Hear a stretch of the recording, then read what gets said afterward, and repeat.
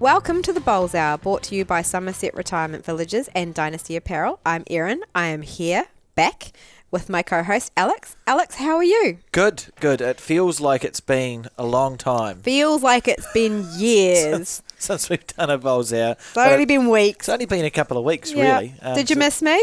I did miss you. I'm sure I was going to say the viewers, but they don't watch. The listeners. I'm sure the listeners missed our dulcet tones as well, Erin. I was just going to say about the dulcet tones. On the Bowls Hour, but yes, no, we're back. I'm back. We are back. And a good episode, I think. Yes, we're back. And the first thing we're going to talk about is the week that we had in Wellington where you were.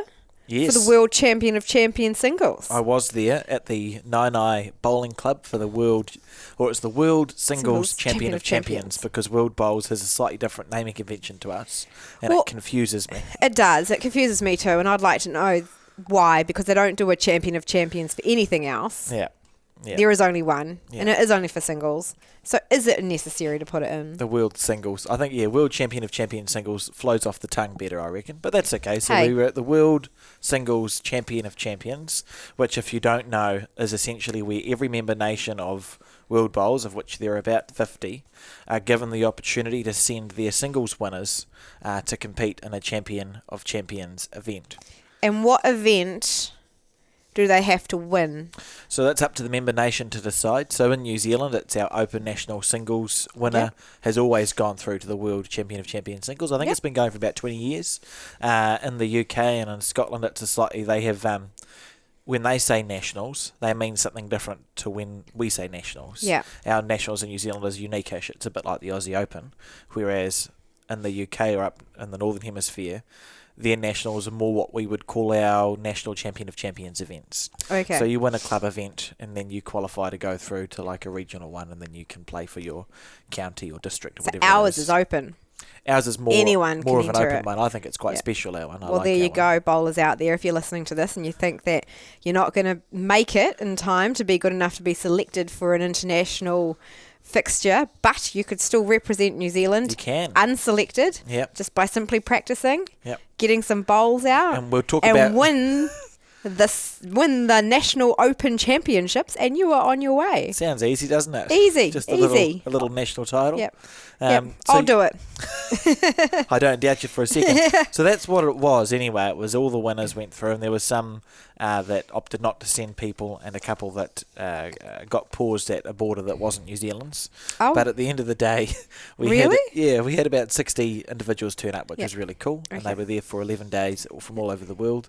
And it was just neat because we were all sort of brought together by a love of the sport. Right, so everyone plays bowls. Yeah. Some of them play bowls in the Falkland Islands is short mat and hallways, and that is what their bowls is. And yet they can come and play on a green down here. Which is brilliant, I think. Yeah. And we're all shows skill, doesn't it? Yeah. And adaptability.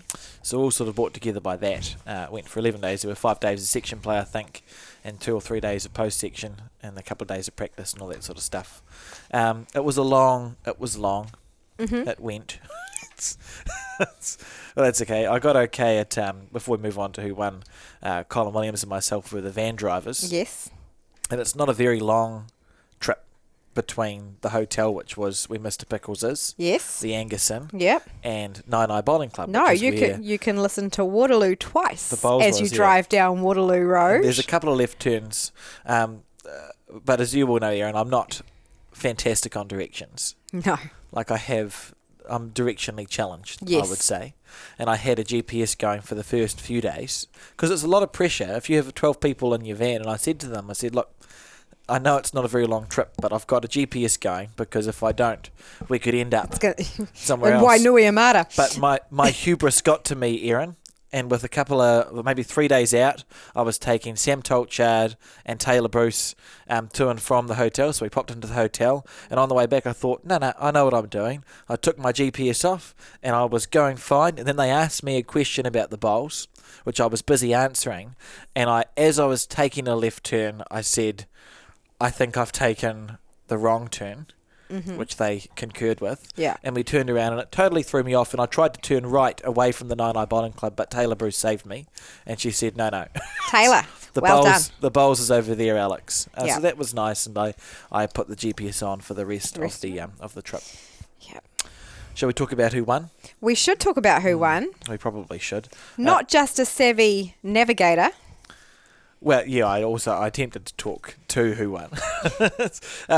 So we got to the final 2 days. So the penultimate day, the winds were ridiculous and it was decided to play inside. But the final day, the wind was less windy and we were able to play outside, which was great. I guess you could also sit there and say the ability to keep play going versus losing games, losing days of play.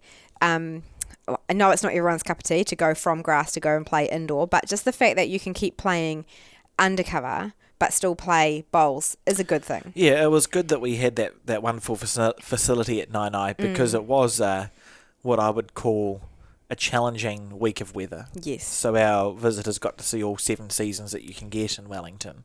But we were able to just move the play inside when it was required, which is really good. As a organiser, it's quite relaxing when you go, well, we have this option available to us. We don't have to take games away. We don't have to figure out what results would be based on those games and so on. Yeah, so that was brilliant. But anyway, the final day got to be played outside and it had been dry enough, long enough that the green was running quite nicely. So for New Zealanders, and you can check all this out, it's on our YouTube channel and on our website and Facebook page, and we got good views, which was gratifying. But for New Zealanders, it was a good day because Taylor Bruce capped off. She'd already had a pretty amazing year, to be fair, having won a national title, 2 Commonwealth Games bronze medals, runner-up in the pairs, a few domestic things, Bowls New Zealand Sports Person of the Year, all that sort of stuff. She also won the World Singles Champion of Champions Well title. done, Taylor. And she's a savvy navigator. Yes, and she didn't get you lost. She told me to turn left and not right and was correct. So that was really exciting to commentate. It was a great game against Carla Krasanik from Australia. Yep. She won it in straight sets, but it was a close fought thing and enjoyable to commentate. And obviously, as a New Zealander, it's really hard not to be biased when you're in a commentary box, Erin. Yes, I can imagine. But such is life. Especially against our good friends across the ditch. Come on. But no, she played really well, and it was good to see. I'm pleased for her to have sort of managed that. And then in the men's side of the draw, we had Sam Tolchard take on Isaac Zukepli, and he had been the giant killer. Isaac beat Kelvin, our New Zealand representative, in the first round post section, and then, in the semi-finals, or call it whatever, 3 rounds before, and then defeated the defending champion, Lee Schreiner, in the semi-final. Yes. So he was on a giant killing run, played Sam Tolchard in the final outside, first set, easy win to Sam, and everyone was thinking, cool, it'll be over and done with in 2 sets, and then he woke up and there was a large contingent of Malaysian supporters, which was wonderful. The embassy came down with Malaysian flags and stuff. And delightful. Isaac played some great bowls, forced an extra 3 ends. Yep. I think he was 1 up last end, holding the shot with the last bowl to come, and Sam just drove the jack into the ditch for 2-1. Yes. And what a way to finish that was. Yes, I did see a little jump. Yeah. By Sam. Rightly so. I would have jumped. Yep. It was it was great, and we had a good little interview with him afterwards, and he was saying he's lost a lot of finals of major events, so he was really pleased to sort of get over and win one. So overall, I'd say it was a success here, and it was a good week. And is it back again?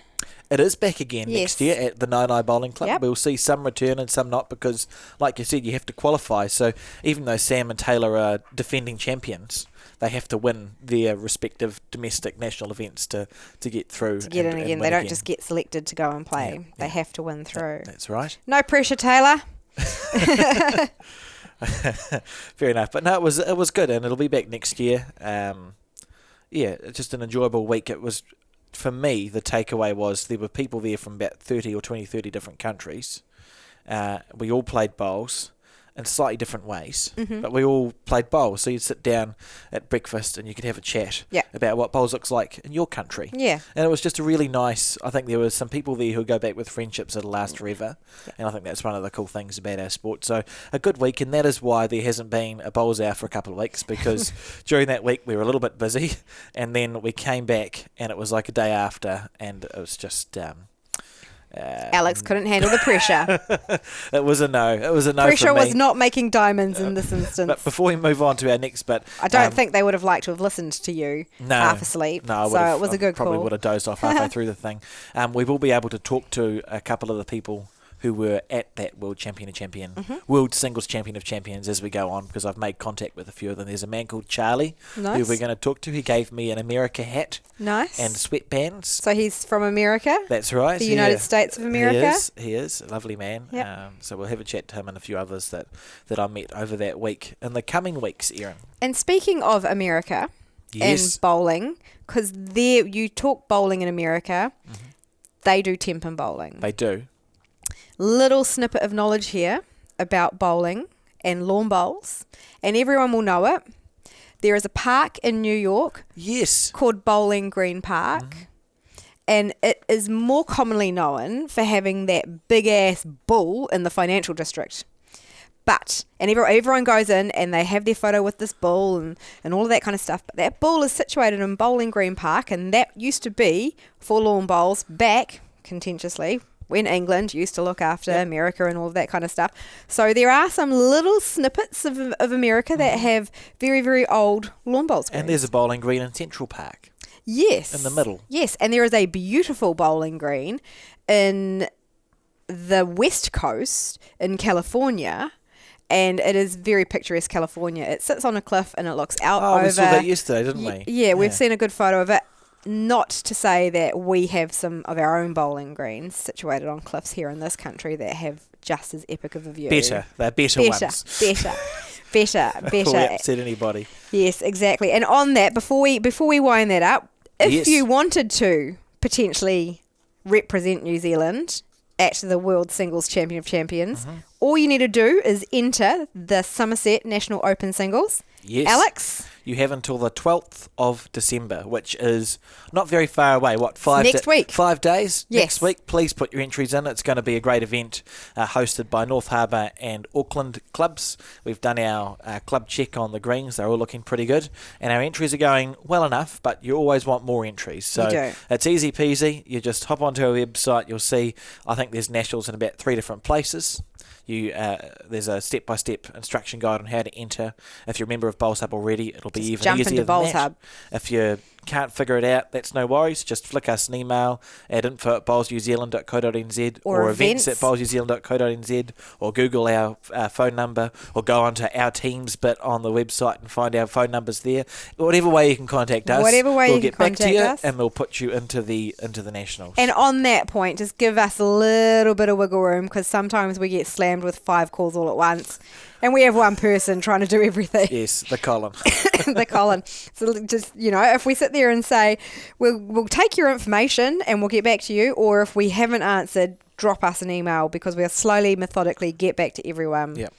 Colin's just a busy man at the moment. Absolutely. Excellent. Well, on that note, entries close 12th of December. We're coming back to you and on that note, entries close 12th of December. We're going to come back after the break with Steve Sargent, retired Senior Sergeant. One of my favourite umpires. He knows a lot about Bowls 3-5. He knows a lot about bowls in general. And he's got a cool name. So we'll be talking to him next here on the Bowls Hour.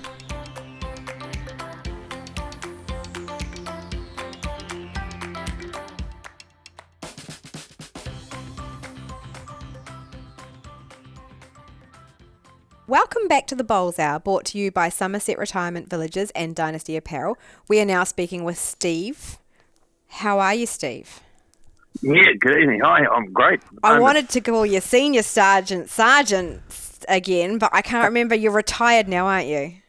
Yes, I am. Yeah. I retired about 5 years ago. Oh, that's actually not that long ago. Could you still call him that? No. Are we allowed to still call you Senior Sergeant?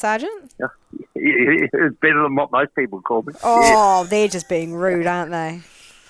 Brilliant. Well, that's a good intro, Erin. Thank you for that.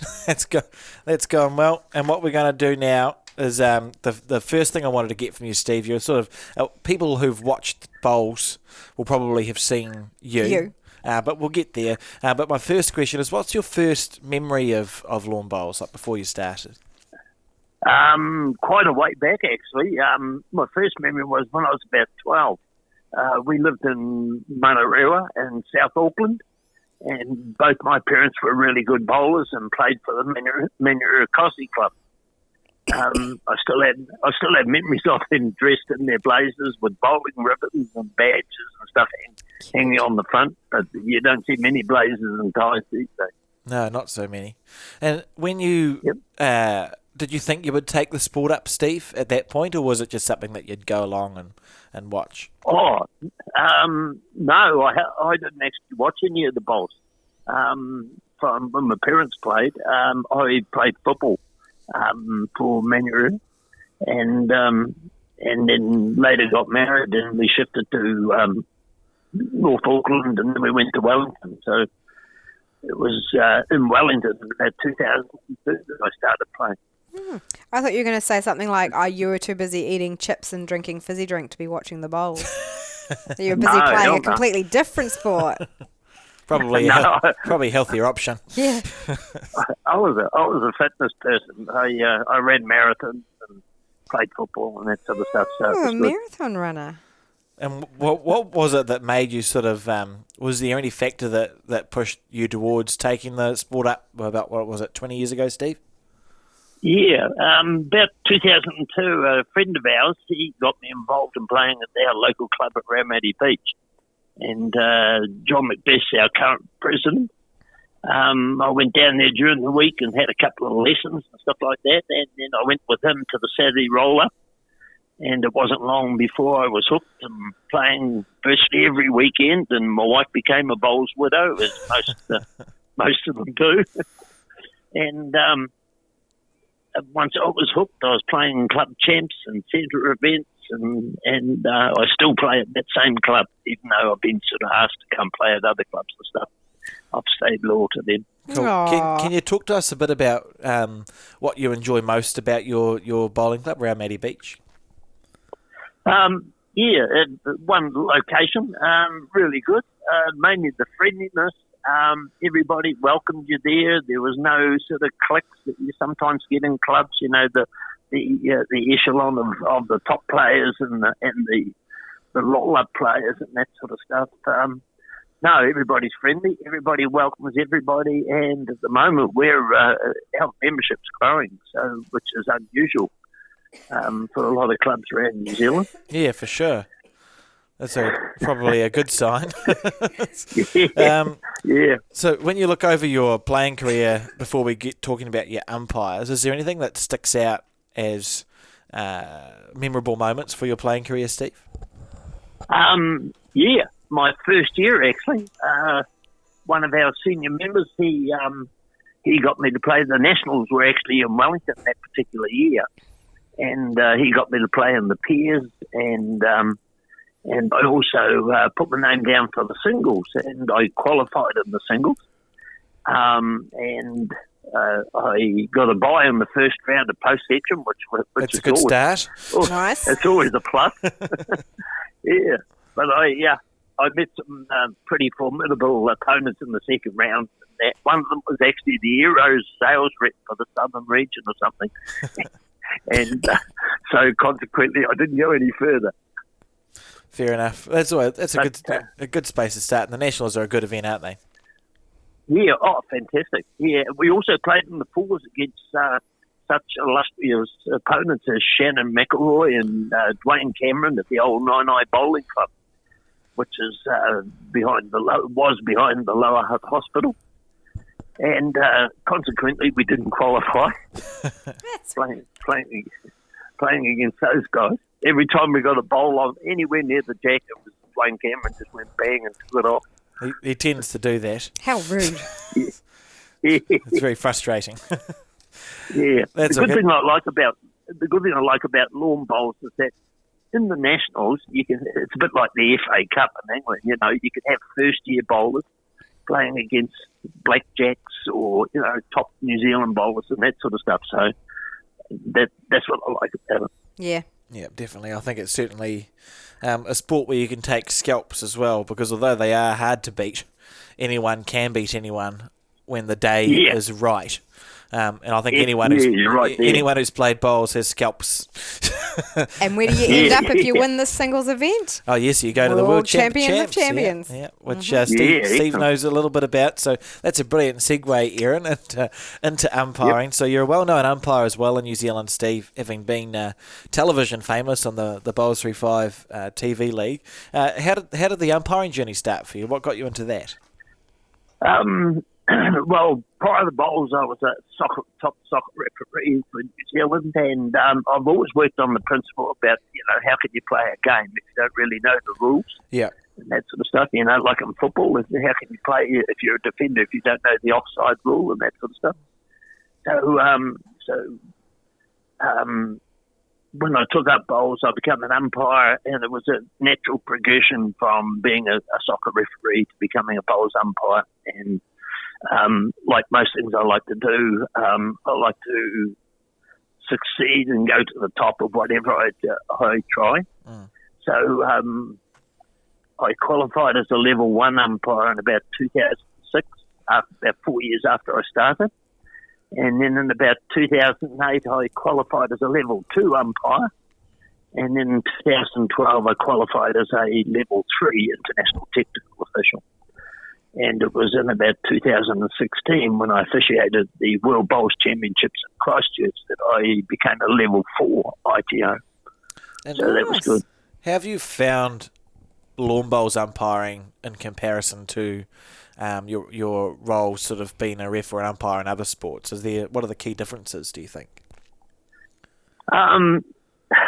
My wife used to come along and watch all my games, and she came along to watch my first game then when I was umpiring in lawn bowls and that, and she was surprised that nobody sort of yells at you and chases you down the field like they do in football.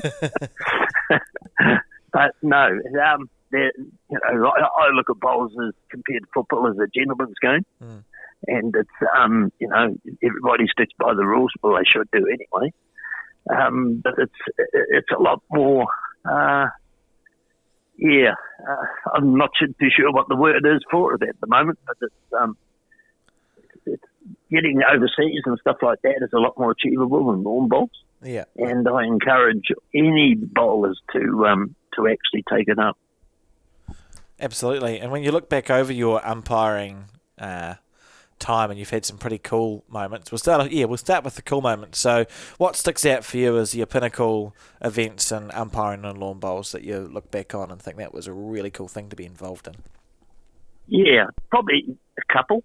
One would have been when I was Deputy Chief ITO for World Bowls in Christchurch about 2016, and then being selected to officiate at the 2018 Commonwealth Games in Port Beach, Australia.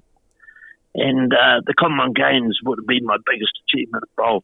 And it was then that I was selected for the 2020 World Bowls. But as you know, COVID put pay to that. That little pandemic. Along with a lot of chances for people going to the 2022 Commonwealth Games in Birmingham. So it's got lots to answer for, COVID is at the moment. It definitely does. Take a deep breath. But, my most recent achievement was being the Deputy Chief Umpire for the recent World Bowls at 9-9. Nice. When, I didn't see you there. I was looking forward to seeing you. Well, I was not there. So you'll have to see me at some point floating around the singles and pairs up here in Auckland. If I can get up there, I was aware that Alex was there, of course, with his camera. Otherwise, let's throw in a shameless plug. Otherwise, I'm going to be playing the mixed pairs in Central Otago this year. So, excellent! Actually, going to be Look out, field. I'm more excited about the uniforms. The umpires will be watching you, Erin. They will, because I'll probably talk too much or do too much. I don't know. Get ready for some complaints, Steve, is all I'm going to say. Pauline, I apologise in advance. But you know what? Well, I will be having fun. It should be funny. It should be good.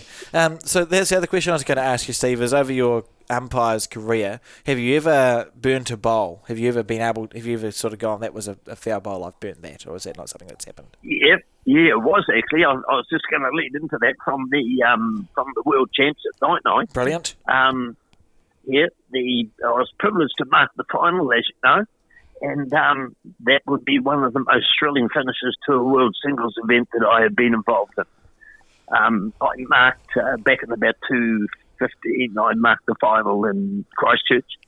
But it was nothing like the one at Nai. That last bowl was sensational. It was unbelievable, wasn't it? They kept you busy, didn't they, with all of their drives and you having to come back out of the way and looking back at the head to make sure? Yeah. The last place you want to be is behind the jack when they have a drive. Yeah. Yeah, definitely. No, it was good. You got a front row seat to that, really, Steve. Yes, I did, yeah. It was good. For sure. And I totally enjoyed it. I think my favourite burnt bowl that I've ever seen, and I kind of enforced it, was a Bowls 3-5 televised game. Was it you? It was Mandy Boyd. She'd gone over the clock timer. Oh, hell. And she delivered her bowl, and I was like, Sue, she's gone. She's gone past the clock. You have to go and stop that bowl. So we had to get Sue running out and pick up that bowl, and she didn't know what was going on. It was the only time ever that we've ever had a bowl be delivered after the shot clock had gone. I think you traumatised Mandy. Yeah, I know, and I felt bad because she was like, that was feeling like such a good bowl. I'm like, yeah, but it made great TV. But that was quite entertaining, that one. That's the only time I've ever seen a bowl be taken out of play. It doesn't happen much. No. That's funny.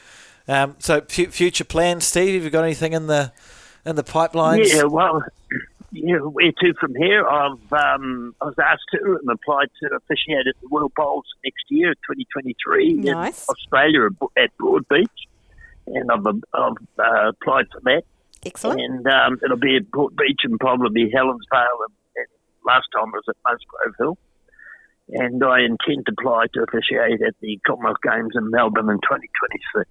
Excellent. So look forward to that hopefully being successful. We've got one more question for you, Steve. It's a bonus question. Yep.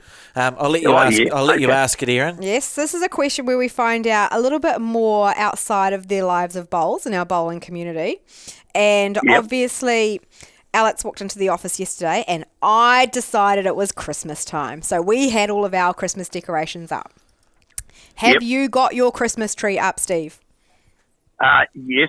I haven't got it up, but my wife is the person who puts everything up in our house. And the Christmas tree is up.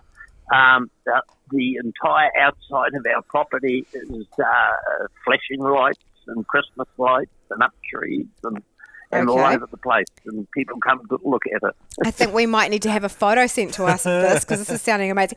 And is this, because you've obviously got a house on show now, are you all ready to go as of the 1st of December? Do you sneakily get things up earlier, or is there a general house rule?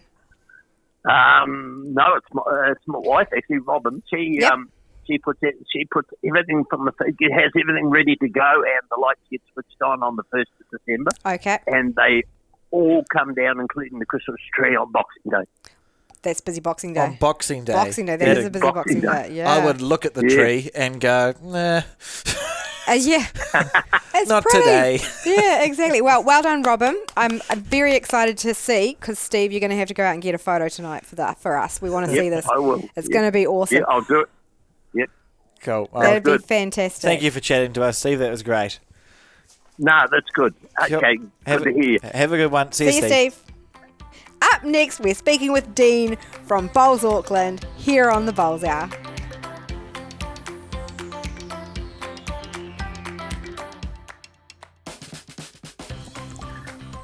Welcome back to the Bowls Hour, brought to you by Somerset Retirement Villages and Dynasty Apparel. We're now speaking with Dean from Bowls Auckland, new CEO. Hello, Dean. Thank you for joining us today.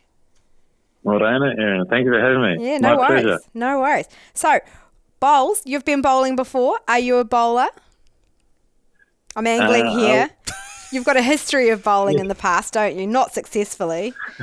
Wow. Yeah, it's fine bowling. I want to be both types of bowlers at some point. Tell us. So where have you've just started with Auckland, you've just started with Bowls Auckland. Where have you come from previously, Dean? Yeah, cool. Yeah, I think I'm into my 6th week now. It's been very, very good. Moved across, followed you, really. I moved across from Auckland Cricket. I was there for 6 years. And previously to that, ran a cricket club called Cornwall Cricket Club in Cornwall Park in Green Lane. So, different kind of bowling. Yeah, sorry. I was Alex away is meant to kick into I was here. away my little He's wheel. meant to come in with the question now. To be honest, This is why we delete it, isn't it, Alex? no, That's why we I'm don't not do going it to delete live. this. To be honest, I was pondering, because Auckland Bowls is now Bowls Auckland, which is a good move. But just before we kick into more of the interview, I'd just like to apologise to anybody, because I'm almost certainly going to accidentally say Auckland Bowls at some point. I'm calling it Auckland so Bowls is all Erin. the time. But we'll try Bowls our best, Auckland. Dean, to go Bowls Auckland. Yeah. So before we kick into some Bowls Auckland chat, and you've spoken about your cricketing roles, are they similar to what, how did they prepare you for your role at Bowls Auckland, do you think? Was there sort of some parallels there? Yes, tangibly, if you like, the surfaces. So there's a lot of parallels between natural and artificial. And as you guys know, we've been through a bit of inclement weather over the past month. So I've got a real crash course in greens and natural greens and how they flood and how we need backup artificials, etc., which is very similar to club cricket. So it's an interesting one. Yeah. That is interesting. I didn't appreciate that. Yeah, right down to the basics of it. You start at one end of a green surface and you're delivering something to the other end, and the whole point is to get as close or as accurate as you can. I'm pretty sure they have the same common ancestor, bowls and cricket. Because, of course, a few hundred years ago, they used to roll the cricket ball along The Australians roll the cricket ball. Well, the Australians do, but we don't talk about that sort of underarm bowling. No. And I've learned 2 new grass types as well. So I'm getting in and rubbing shoulders with the greenskeepers. Nice. And they've had a tough old time in the last month. So I've learned the grass types and the desirable grass types. Yep. And it's actually weed? Is it are they weeds that you're learning? There's the star weed. Yeah. Is one. Yeah. Yeah. Yeah. And many a toto. Yeah. Yeah, many a toto. They're the 2 main ones, aren't they? Yeah, they are now, pretty much. That's good. Well done. I know starweed because it looks pretty. That's good. So your first 6 weeks in the role. So I suppose I'd like to talk about how you, not how you got the role, but sort of what drew you towards the role at Bowls Auckland. It's you were in a role at cricket, Auckland Cricket. Is that what it's called? Yeah. Auckland Cricket, not Cricket Auckland. Yeah. Oh, confusing. No, not yet. Yeah. We'll see. What was it? So you saw it pop up somewhere or advertised somewhere. What was it that sort of motivated you to apply for this role? Yeah, I think, well, for me, relationships are huge, either in playing sport or work and just in our general lives. And I knew Ian D, who's the chair here at Bowls Auckland, from a previous role at Cornwall. So he's also, currently is also the Cornwall cricket chair as well. So a real good relationship with him and use him as a bit of a mentor. And then also with the likes of Nurks and Mark Cameron and Chris Lander and I think Koshak as well, who I know all pretty well, who have come across the bowls and really enjoyed it. So there's some good testimonials, if you like, around bowls. Good.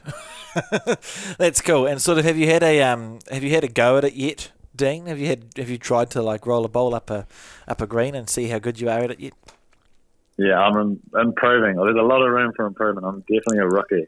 I've probably done it, probably bowled about 3 or 4 times previously to jumping in the role, and really enjoyed it. I wouldn't say I'm good by any regard, but looking to improve.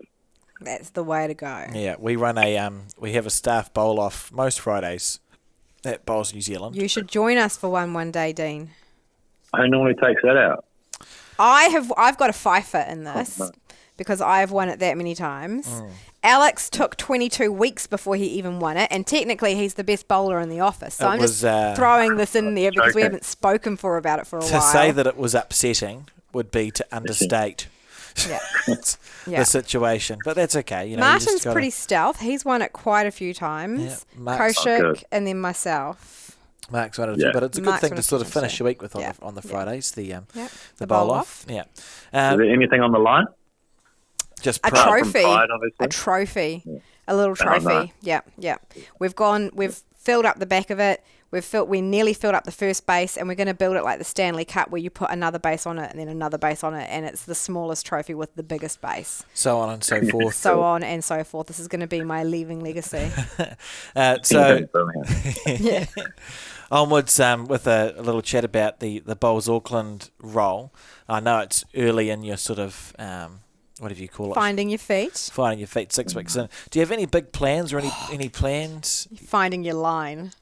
That would have been a better Nice, one. mate. That's nearly what we call the podcast. Yes. So have you got any plans going forward for Bowls Auckland? Where do you see it? Yeah, no, great question. I'd be a mistruth, if you like, to jump on and have some grandiose plans and to sell anything at this stage.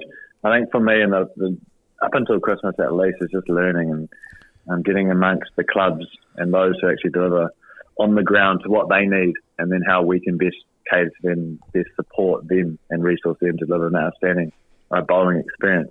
I think we've got an awesome opportunity with the network. We have 40 clubs within the region, so there's accessible opportunities at some amazing sites, which I've been really impressed with the bowls clubs and the assets that they have. They're very welcoming, and once you're on site, I'm sure everyone will have a fantastic time. So essentially just looking to unlock what is currently out there and just support clubs to be better in terms of delivering a great experience to more people, and then trying to make their lives easier. It sounds like a pretty good thing to be doing. Yeah. And I suppose you say you've been out to some clubs so far and you're looking to continue to do so. Are there any sort of favourite moments or key moments that pop out to you over the last 6 weeks where something happened or you came across something and you thought, geez, that's pretty cool? Yeah, it's a great question. I think I've just been a general, not necessarily exact, but just the different diversity in bowls. I think coming into bowls, I was told that bowls is a very inclusive sport and accessible to everyone, which makes a lot of sense and is a fantastic opportunity. But actually to see that being lived out, I was at Otahu Railway on Sunday with our new green, and just to see the diverse people involved that day was awesome. And I think coming from cricket, I don't think, we didn't have the overall diversity that bowls seems to have. So that's something that I think is really special, and just trying to engage with all types of communities and get them active in bowling is a real cool opportunity. And it's true when you say that bowls is the most inclusive sport that you can come across, because you can have a person in a wheelchair playing against a world champion, or you can have a grandmother playing with a grandson, or you could have families playing with their kids, or you can have people from different parts of Auckland, different parts of the country, different parts of the world, and they can all play the exact same. So they don't have to change anything for the sport. They can all play the sport. And I think that's, as you say, until you see it happening in front of you, you don't understand just how accessible the sport is for so many people. I suppose that's the big challenge, isn't it? As well, we know our sport is really good. Yeah. How do you get it out there more? Yeah, and I think that's right. It's right with the sport. The sport's fantastic, and then the actual clubs, definitely in Auckland, are awesome as well, and sites. So, and what I've noticed is that a lot of the clubs are off the beaten track, if you like. So there's not much foot traffic, nor traffic. So how do we bring the clubs to the people, if you like? So what does that digital footprint look, or what does the perception of bowls, and how do we support that, and how do we create awareness around bowls? Brilliant. That sounds good. Oh, well, thank you for chatting to us, Dean. We're going to get Erin to ask you a bonus question in a second, and also I'll get you back on the show maybe in 6 months' time. And see how you've got bowls out there to the world. We'll see how things have progressed, but it's been great just to get an understanding of who you are and sort of how you found your first few weeks in the role. So I'll pass Erin now to give the bonus question. It's the most important question we'll ask. Yep. So these questions we should actually have, what we should do is for every new person that comes into the bowling community is we should do a quick fire every single bonus question that we've ever had. That would be about 40 bonus questions. Well, it's quick fire, so we can get them done in under a minute and a half. The idea of the bonus question here is to get a little bit of a feel for you as a person, not just a bowler or a person who works in bowls. So the bonus question this week is, have you got your Christmas tree up yet? Yes. It's an embarrassing question to answer. No, never. I bought a $3.50 Christmas tree from Kmart. Nice. So that's up. Nice. How big is the $3.50 Christmas tree? 30 centimetres.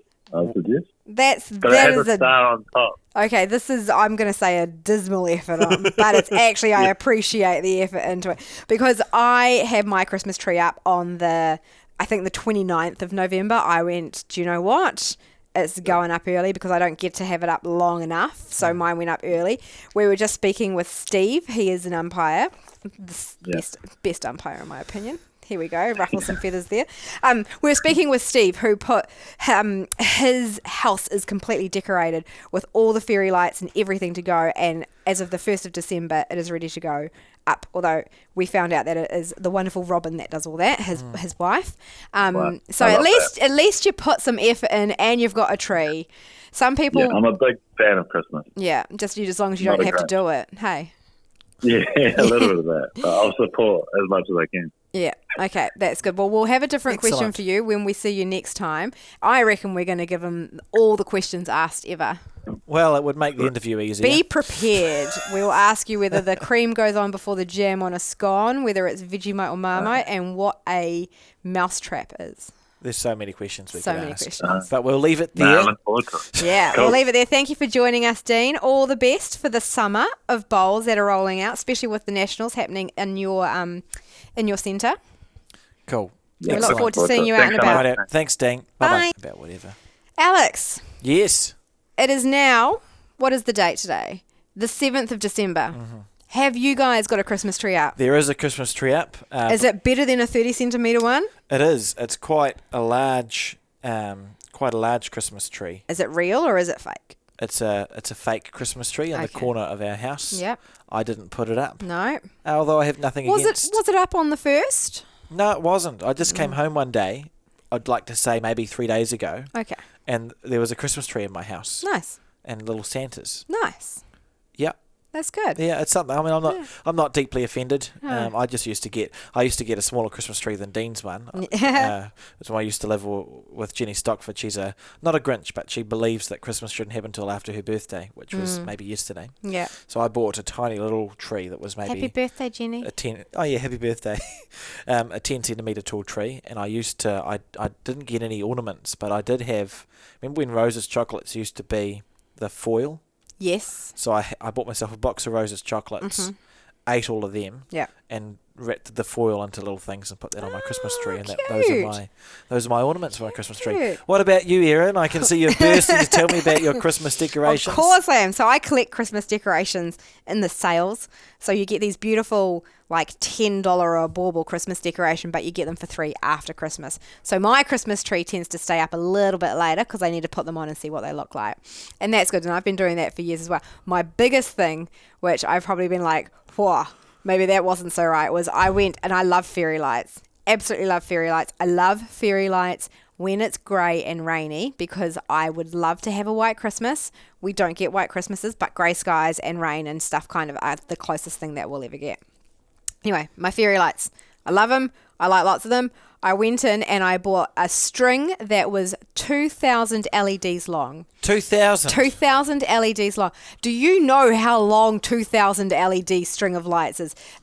I was going to hang them under my carport and across my deck, and I had to hang them zigzag and then zigzag back and then zigzag back again, I think, because they were long. Seems like a lot. There was a lot of lights. I'm not going to say there were too many, but I was slightly overwhelmed with what I was going to do with them because the string just kept, Just going and I was running out of places to put the lights. However, I've now given them to my mum, and she wants to try and wind them up all of her trees that she has in the garden. So we'll just see what that looks like. That seems too. more reasonable. I don't think it's going to be as good as Robin's effort on the house with which we'll find. Steve, And we'll probably which we'll find. we'll ask for Christmas decorations. We'll see what people's Christmas Yes. decorations look like. Send us a photo. What's your most bowls-themed Christmas decoration? Well, you can that's a think good of? idea. And before we get you to talk us out, Erin, I was going to share what did I learn the other day.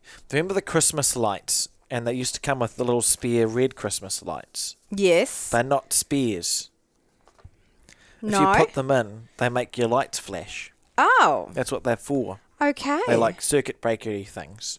So your Christmas lights used to just be A string. steady on a Yeah. string, and they used to have the red Christmas lights. Yeah. If you take the white ones out and put the red ones in, Yeah.